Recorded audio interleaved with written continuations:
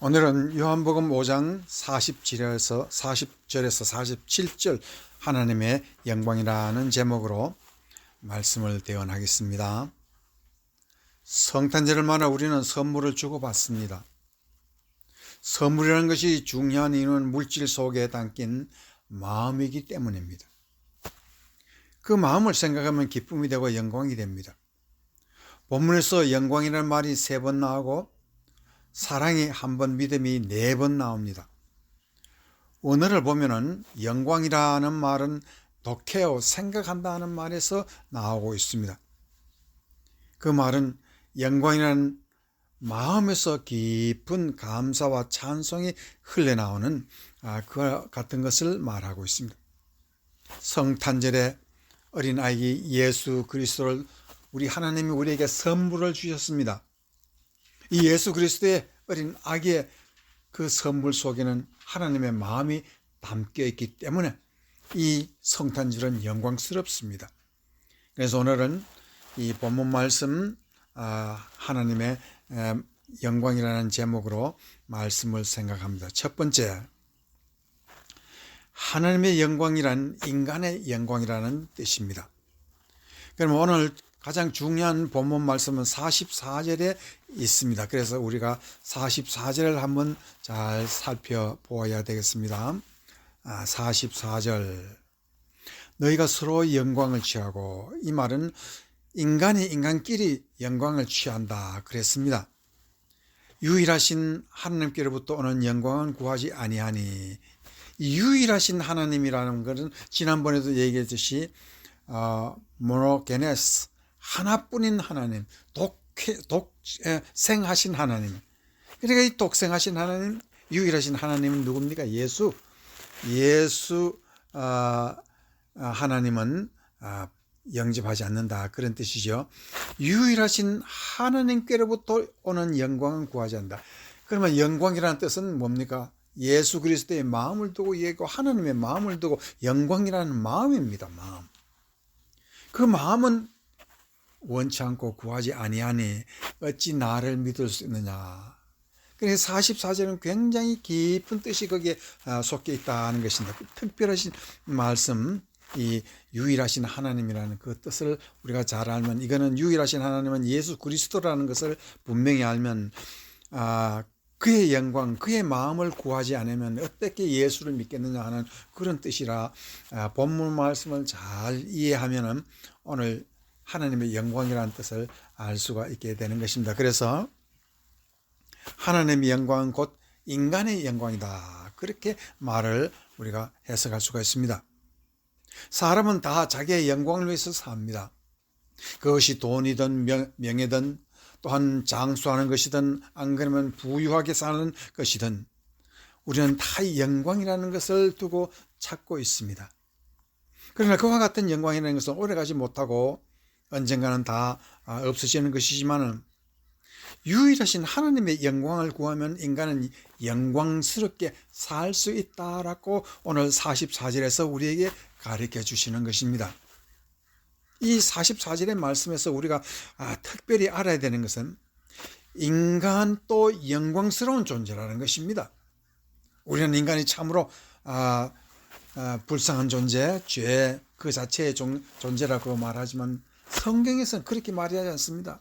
인간은 모두가 태어나면서부터 영광스러운 존재라는 것을 우리가 알아라, 이것을 가르치고 있습니다.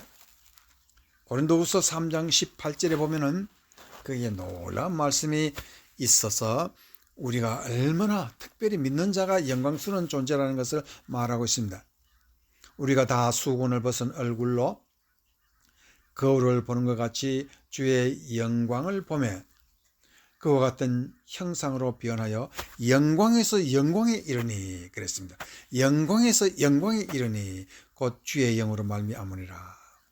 이 말은 아주 엄청난 말씀이 거기에 내포되어 있습니다. 영광에서 영광이라는 뜻이 무엇입니까?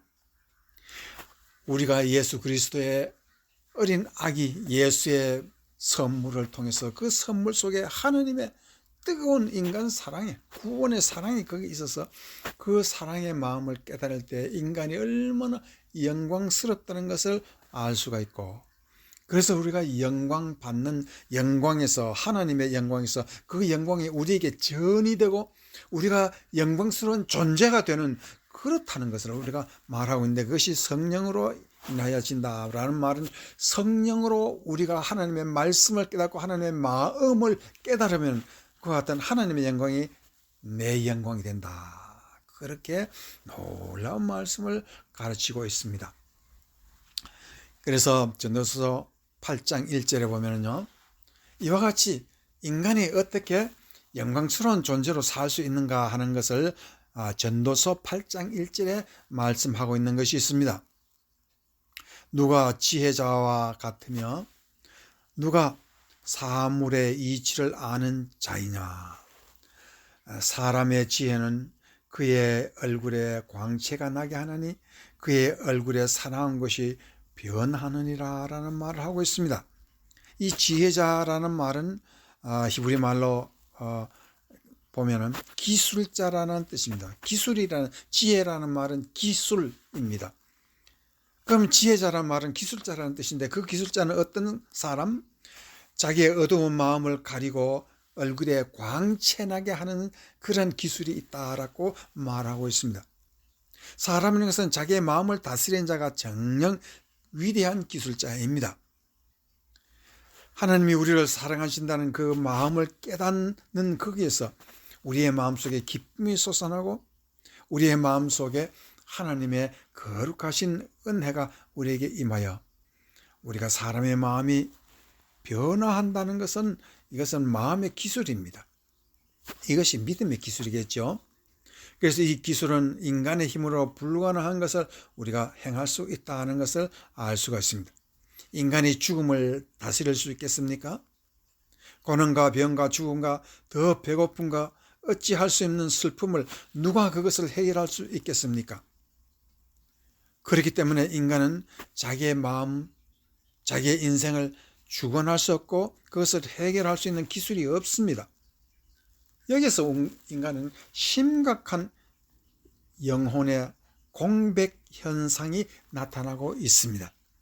이 공백 현상이라는 것이 바로 인간의 허무주의입니다.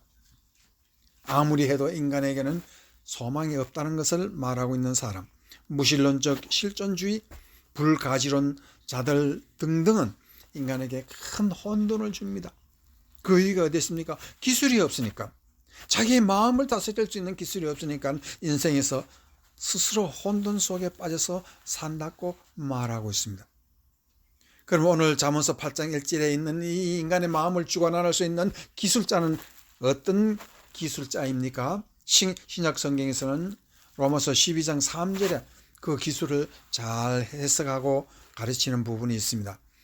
로마서 12장 3절, 내게 주신 은혜로 말미암아 각 사람에게 말하노니 마땅히 생각할 그 이상의 생각을 품지 말고 오직 하나님께서 각 사람에게 나누신 믿음의 분량대로 지혜롭게 생각하라는 말에서 믿음의 분량이라는 말에 우리가 초점을 두어야 합니다.